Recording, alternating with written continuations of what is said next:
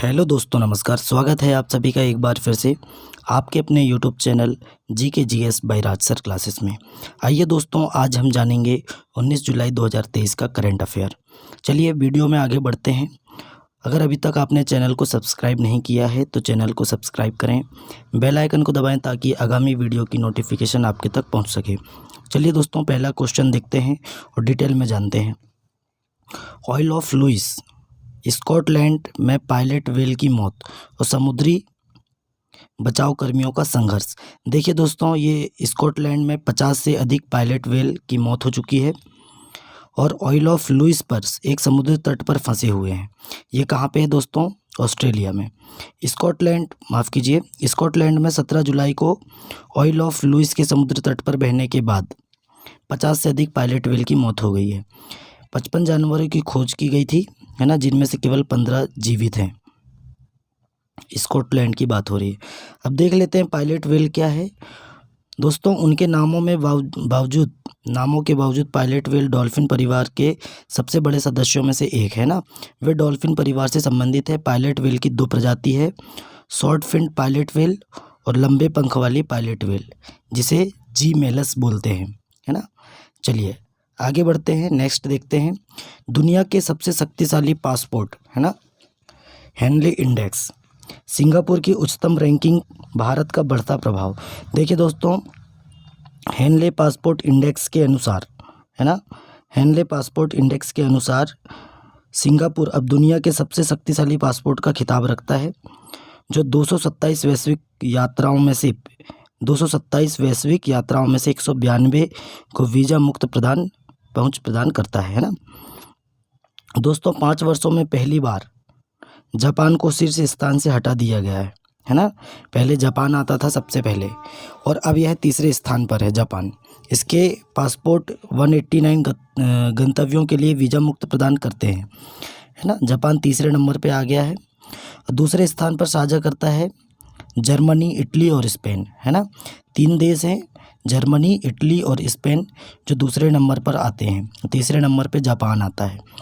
देखिए भारत की रैंकिंग देख लेते हैं। हेनले पासपोर्ट इंडेक्स में भारत महत्वपूर्ण प्रगति की है ना। पिछले साल की तुलना में अपनी रैंकिंग में 5 स्थानों का सुधार किया है। यह वर्तमान में टोगो और सेनेगल के साथ सूचकांक पर 80वें स्थान पर है ना। तो भारत की रैंकिंग क्या है दोस्तों? हेनले पासपोर्ट इंडेक्स में 80 है, जो कि 57 पासपोर्ट जो वीज़ा मुक्त पहुंच प्रदान करता है भारत देश, है ना। तो भारत देश का हमें याद रखना है। चलिए, इसको पढ़ने की ज़रूरत नहीं है, हम डायरेक्ट देखते हैं। शीर्ष 10 देश देखते हैं हम कौन कौन से हैं जो 10 लिस्ट में हैं, टॉप 10 लिस्ट में हैं। तो दोस्तों देखिए, सबसे पहले आ गया है सिंगापुर, 192 नंबर है इसका, है ना।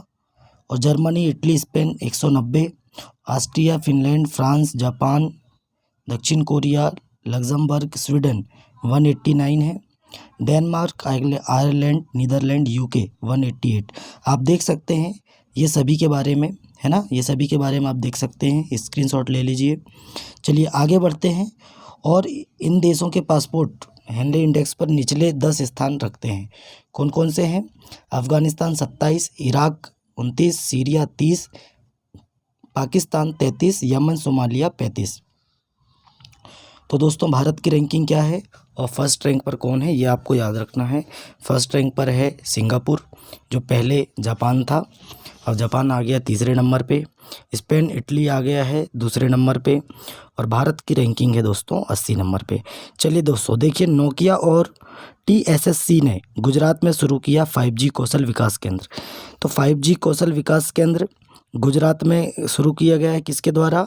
नोकिया और TSSC, telecom sector skill counselling, है ना।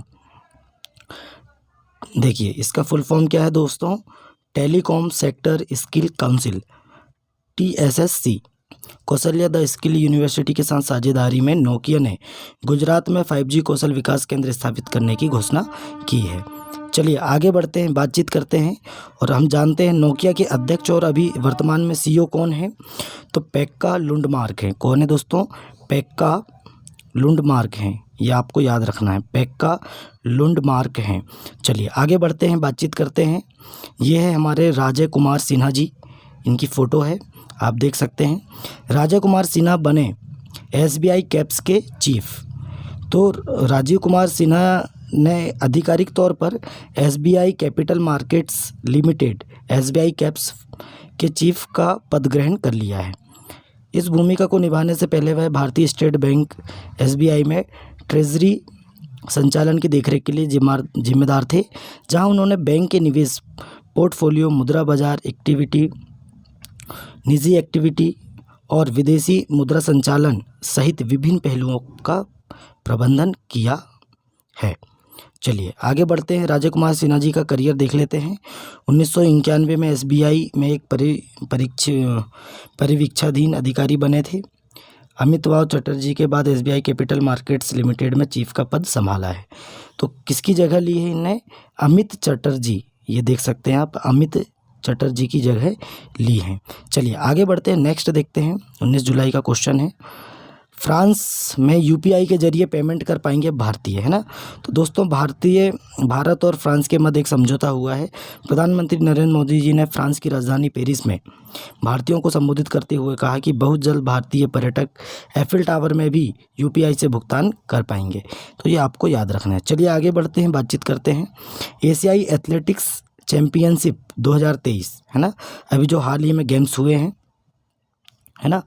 तो दोस्तों देखिए, आप देख सकते हैं एशियाई एथलेटिक्स चैम्पियनशिप 2023 में भारत 27 पदकों के साथ तीसरे स्थान पर है। तो भारत की रैंकिंग कितनी है दोस्तों?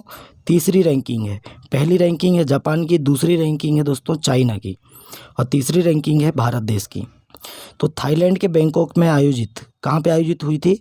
थाईलैंड के बैंकॉक में आयोजित एशियाई एथलेटिक्स चैम्पियनशिप 2023 में भारत ने कुल 27 पदक जीतकर प्रतियोगिता में तीसरा स्थान हासिल किया है ना। देखिए 12 जुलाई से 16 जुलाई तक यह खेल चला था, है ना। और दोस्तों अब तक की दूसरी बार श्रेष्ठ प्रदर्शन करते हुए भारत ने 6 स्वर्ण पदक, 12 रजत पदक, 9 कांस्य पदक सहित कुल 27 पदकों के साथ तीसरा स्थान प्राप्त किया है ना। चलिए चलते हैं, आगे बढ़ते हैं। देखिए दोस्तों, एथलेटिक्स है जो हमारी एथलीट हैं ज्योति यारा जी ने इस चैम्पियनशिप में महिलाओं की 100 मीटर दौड़ में भारत के लिए पहला स्वर्ण पदक जीता है। तो ज्योति यारा, तो इन्होंने चैम्पियनशिप में महिलाओं की 100 मीटर दौड़ में, है ना, भारत के लिए स्वर्ण पदक जीता है। महिलाओं की 200 मीटर दौड़ में रजत पदक अपने नाम किया, है ना।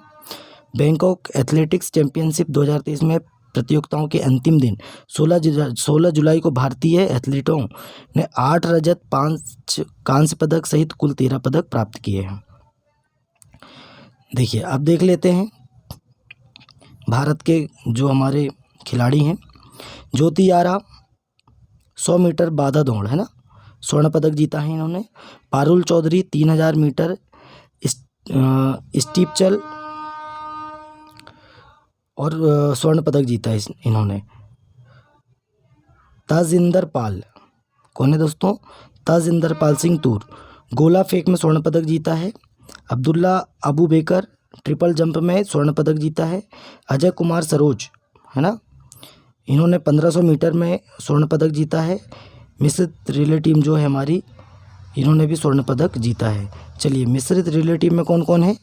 तो राजेश रमेश, ऐश्वर्या मिश्रा, अमोद जैकब और शुभा वेंकटेशन, है ना।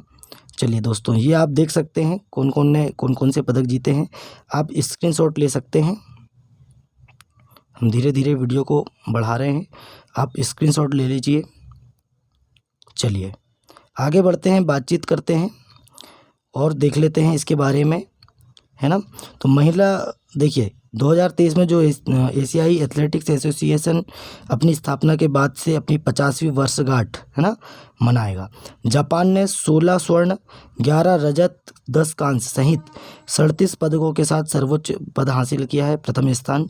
और चीन ने 22 पदक जीतकर दूसरा स्थान हासिल किया, जिसमें 8 स्वर्ण, 8 रजत और 6 कांस्य पदक शामिल है। चलिए आगे बढ़ते हैं, बातचीत करते हैं। दोस्तों म्यांमार भारत थाईलैंड त्रिपक्षीय राजमार्ग परियोजना, ये एक परियोजना है भारत, म्यांमार और थाईलैंड के मध्य में हुई है और शुरू हुई है। भारत के विदेश मंत्री एस जयशंकर ने अपने म्यांमार समकक्ष से मुलाकात कर थासवे से मुलाकात कर अभियान परियोजनाओं विशेषकर भारत म्यांमार थाईलैंड त्रिपक्षीय राजमार्ग और परियोजना के सुचारू कार्यान्वयन में आने वाली चुनौतियों पर चर्चा की है ना। तो दोस्तों देखिए इसके फैक्ट देख लेते हैं। देखिए इस राजमार्ग की कुल दूरी होगी 1360 किलोमीटर है ना, 845 मील होगी, जो भारत के मणिपुर में मोरेह से शुरू होती है और म्यांमार से होकर थाईलैंड के माईसौट पर समाप्त होती है ना। यह पहली बार पूर्व प्रधानमंत्री श्री अटल बिहारी वाजपेयी द्वारा प्रस्तावित किया गया था और 2002 में भारत सरकार भारत म्यांमार थाईलैंड के बीच मंत्री स्तरीय बैठक में इसे मंजूरी दी गई थी। इस राजमार्ग का निर्माण दोस्तों 2012 से शुरू हुआ और इसे कई चरणों में क्रियान्वित किया गया है ना। चलिए आगे बढ़ते हैं, बातचीत करते हैं। नेक्स्ट देख लेते हैं नीति आयोग क्या बोल रहा है। नीति आयोग हमारा, तो दोस्तों नीति आयोग ने प्रौद्योगिकी मूल्यांकन में क्रांति लाने और नवाचार को आगे बढ़ाने हेतु TCRM मैट्रिक्स फ्रेमवर्क का अनावरण किया है ना। चलिए आगे बढ़ते हैं, कुछ जानकारी और लेते हैं। इंडियन ऑयल अभियांत्रिकी विदेशी सहयोग और आकर्षक समझौते की ओर एक महत्वपूर्ण कदम। तो दोस्तों इसमें देख लेते हैं, सरकारी स्वामित्व वाली कंपनी है इंडियन ऑयल ने फ्रांस की टोटल एनर्जीज और अबू धाबी की एडनॉक के साथ अरबों के आकर्षक समझौते पर हस्ताक्षर किए है ना। और दोस्तों समझौते की शर्तें के तहत एडनॉक 14 साल की अवधि के लिए LNG के प्रतिवर्ष 1.2 मिलियन टन की आपूर्ति प्रदान करेगा, जबकि कुल ऊर्जा अपने वैश्विक पोर्टफोलियो से 10 वर्षों के लिए 0.8 MTPA की आपूर्ति करेगा। दोनों 2026 में शुरू होंगे है ना। ये देखिए 2026 में शुरू होंगे। इसके अतिरिक्त अबू धाबी के साथ है ना, अबू धाबी के साथ एक व्यापक आर्थिक सहयोग समझौता हुआ है। एडनॉक से शिपमेंट को किफ़ायती बनाने में सक्षम करेगा है ना। चलिए आगे बढ़ते हैं दोस्तों, आगे जानकारी ले लेते हैं। इंडियन ऑयल कॉरपोरेशन लिमिटेड के अध्यक्ष कौन है? तो श्रीकांत माधव वैद्य हैं। कौन है दोस्तों? श्रीकांत माधव वैद्य हैं। चलिए आगे बढ़ते हैं, जानकारी ले लेते हैं। अरुणाचल प्रदेश में मनाया गया चचिन चराई महोत्सव। कौन सा महोत्सव मनाया गया है अरुणाचल प्रदेश में दोस्तों? तो चचिन चराई महोत्सव। ये क्वेश्चन आ सकता है परीक्षा में, अभी करंट में जो आने वाले एग्ज़ाम्स हैं, आगामी एग्ज़ाम्स हैं, उसमें दोस्तों ये आ सकता है कि अरुणाचल प्रदेश में हाल ही में कौन सा महोत्सव मनाया गया है। तो चचिन चराई महोत्सव। देखिए बुमला दर्रे है ना के पास तवांग क्षेत्र के स्थानीय चरवाहों ने 14-15 जुलाई को चचिन चराई उत्सव मनाया है ना। इसमें दोस्तों इस कार्यक्रम में लगभग 100 चरवाहों और याकों के उनके झुंड ने भाग लिया, जिनकी संख्या 400 से अधिक थी। चलिए आगे बढ़ते हैं, बातचीत करते हैं। ADB के बारे में जान लेते हैं। ADB ने चालू वित्त वर्ष के लिए भारत के वृद्धि दर के अनुमान को 6.4% पर कायम रखा है। तो भारत की जो GDP है दोस्तों, ADB के अनुसार जो वृद्धि दर है, आर्थिक वृद्धि दर है, कितना रखा है? तो हमें ये बस इतना याद रखना है कि 6.4% रखा है। ये क्वेश्चन आ सकता है। चलिए आगे बढ़ते हैं, बातचीत करते हैं। ADB का मुख्यालय कहाँ है? तो दोस्तों मनीला फिलीपींस में है। 1966 में इसकी स्थापना हुई थी है ना। चलिए आगे बढ़ते हैं, बातचीत करते हैं। RBI रुपए के व्यापार में तेज़ी लाने में मदद के लिए बैंकों के लिए SOP का विवरण देगा है ना। अब देख लेते हैं इसमें क्या है दोस्तों। भारतीय रिजर्व बैंक बैंकों को विदेशी आवक प्रेषण प्रमाण पत्र और इलेक्ट्रॉनिक बैंक वसूली प्रमाण पत्र जारी करने में तेज़ी लाने में सक्षम बनाने के लिए एक मानक संचालन प्रक्रिया पेश करने के लिए तैयार है। यह सक्रिय कदम विदेशी व्यापार के लिए रुपया आधारित व्यापार तंत्र का उपयोग करने वाले निर्यातकों के सामने आने वाली चुनौतियों के जवाब में उठाया गया एक कदम है ना। चलिए FIRC विदेशी आवक प्रेषण प्रमाण पत्र को समझना है ना।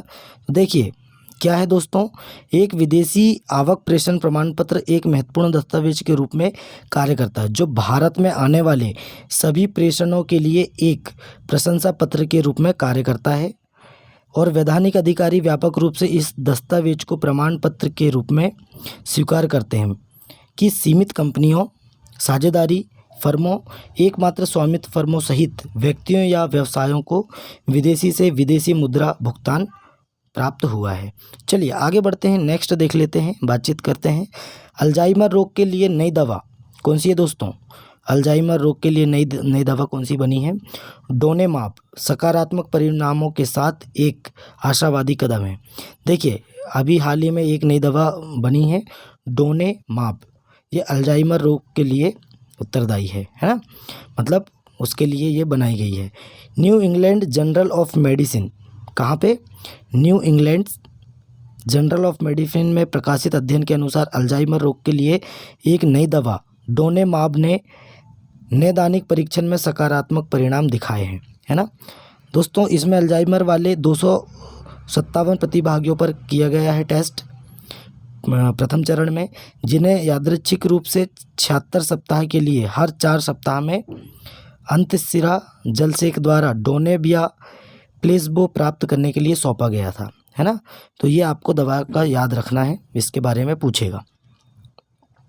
देखिए दोस्तों, सर्बानंद सोनोवाल ने ग्लोबल मैरीटाइम इंडिया शिखर सम्मेलन 2023 के पूर्वावलोकन समारोह का शुभारंभ किया, है ना। तो दोस्तों केंद्रीय पोत और नौवाहन और जलमार्ग तथा आयुष मंत्री हैं, कौन है? सर्बानंद सोनोवाल जी हैं, ने मुंबई में ग्लोबल मैरीटाइम इंडिया शिखर सम्मेलन, है ना, 2023 के पूर्वावलोकन समारोह का शुभारंभ किया है। इस आयोजन का उद्देश्य व्यापार में सहयोग बढ़ाने और व्यापार करने में सुगमता को प्रोत्साहन देने के लिए ज्ञान और प्रौद्योगिकी के सहयोग के साथ साथ नए निवेश के अवसरों की संभावना को प्रकट करना है ना। चलिए आगे बढ़ते हैं, दूसरा देखते हैं।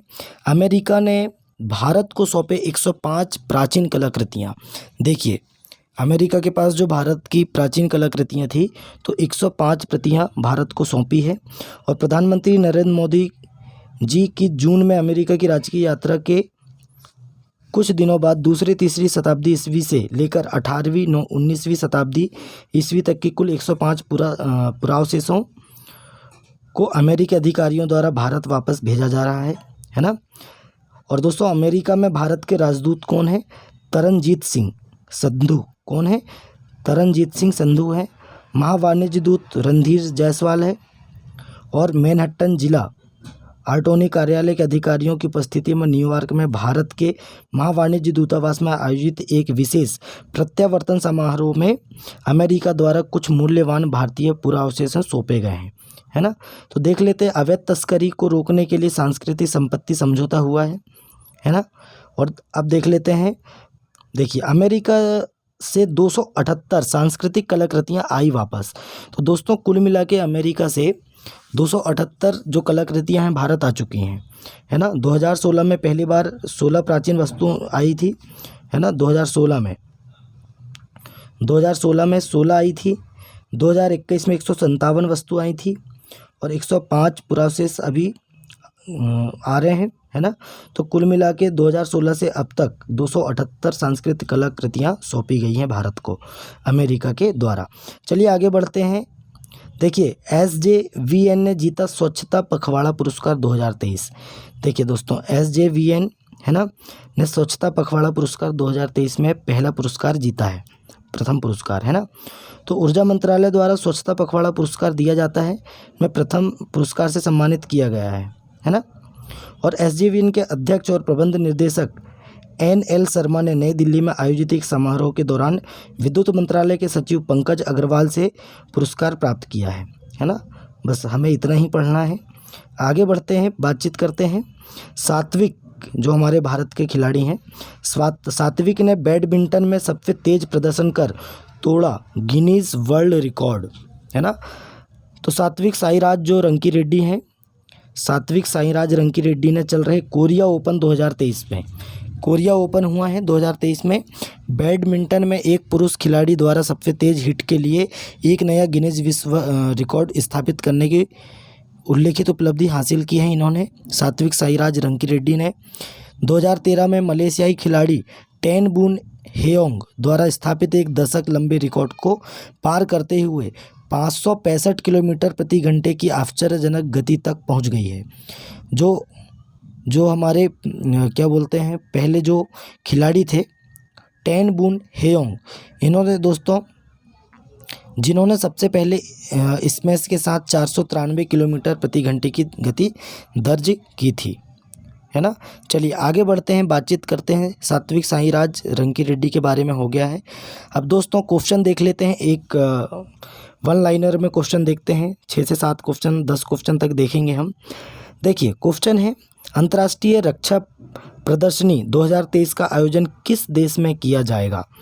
तो अंतर्राष्ट्रीय रक्षा प्रदर्शनी 2023 का आयोजन किस देश में किया जाएगा, तो दक्षिण कोरिया में किया जाएगा। किस देश में किया जाएगा, दक्षिण कोरिया में किया जाएगा।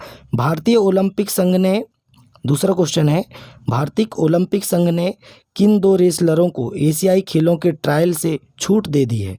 तो कौन है दोस्तों, बजरंग पुनिया और विनेश फोगाट जी हैं। हमारे जो खिलाड़ी हैं, कुश्ती के चैंपियन है बजरंग पुनिया और विनेश फोगाट हैं। तो भारतीय ओलंपिक संघ ने किन 2 रेसलरों को एशियाई खेलों में ट्रायल से छूट दे दी है, तो बजरंग पुनिया और विनेश फोगाट हैं। और अंतर्राष्ट्रीय रक्षा प्रदर्शनी 2023 का आयोजन किस देश में किया जाएगा, तो दक्षिण कोरिया में किया जाएगा। नेक्स्ट क्वेश्चन है, 24वें कारगिल विजय दिवस के उपलब्ध में किस शहर से महिला त्रिसेवा मोटरसाइकिल रैली की शुरुआत की गई। तो देखिए दोस्तों, किस शहर से की गई, नई दिल्ली से की गई है 24वें कारगिल दिवस के उपलक्ष्य में, है ना। तो महिला त्रिसेवा मोटरसाइकिल रैली शुरुआत की गई है कहाँ से, दिल्ली से की गई है। अब देख लेते हैं, हेनले पासपोर्ट इंडेक्स 2023 के अनुसार भारतीय पासपोर्ट की रैंक क्या है, तो 80 रैंक है ना। और 57 देशों के साथ हम वीज़ा शेयर करते हैं, मतलब फ्री वीज़ा में मुक्त वीज़ा यात्रा का मतलब मुक्त वीज़ा देते हैं। चलिए, घूमने फिरने की स्वतंत्रता है उनको बिना वीज़ा के। और एडीबी ने चालू वित्त वर्ष के लिए भारत की वृद्धि दर का अनुमान कितने प्रतिशत बरकरार रखा है, तो हमने पहले भी पढ़ चुके हैं डिटेल में, 6.4%। कितने प्रतिशत, 6.4%। नेक्स्ट क्वेश्चन है, देखिए नेक्स्ट क्वेश्चन है दोस्तों, तीसरी G20 वित्त मंत्री और केंद्रीय बैंक गवर्नरों की बैठक का आयोजन कहाँ किया गया, तो कहाँ किया गया है दोस्तों, गांधीनगर में।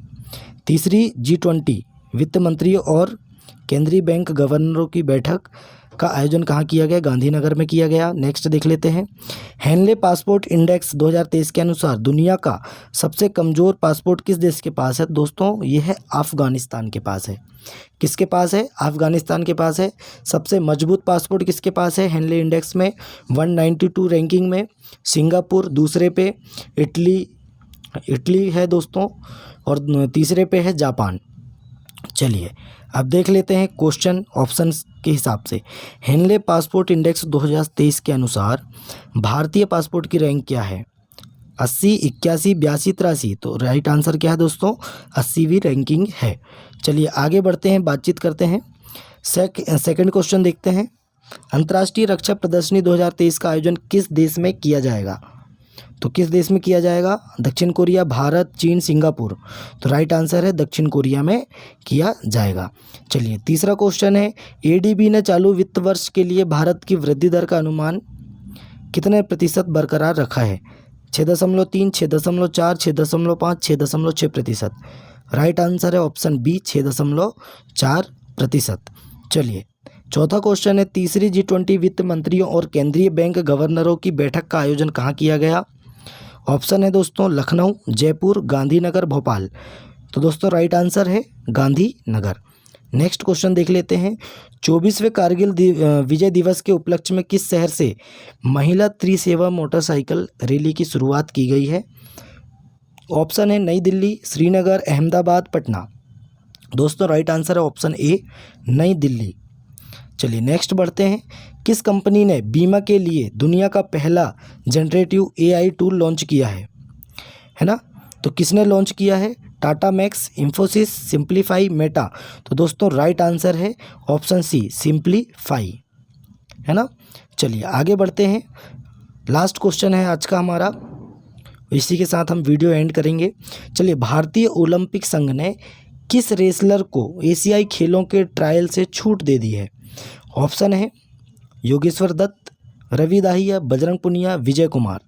देखिए दोस्तों राइट आंसर है बजरंग पुनिया जी हैं, और इन्हीं के साथ कौन है दोस्तों, विनेश फोगाट जी हैं। कौन है, विनेश फोगाट जी हैं।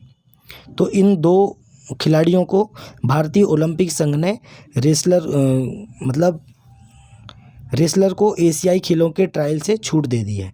चलिए दोस्तों, आज का करंट अफेयर यहीं समाप्त करते हैं। आपने 10 से 20 करंट अफेयर आज का देखे हैं।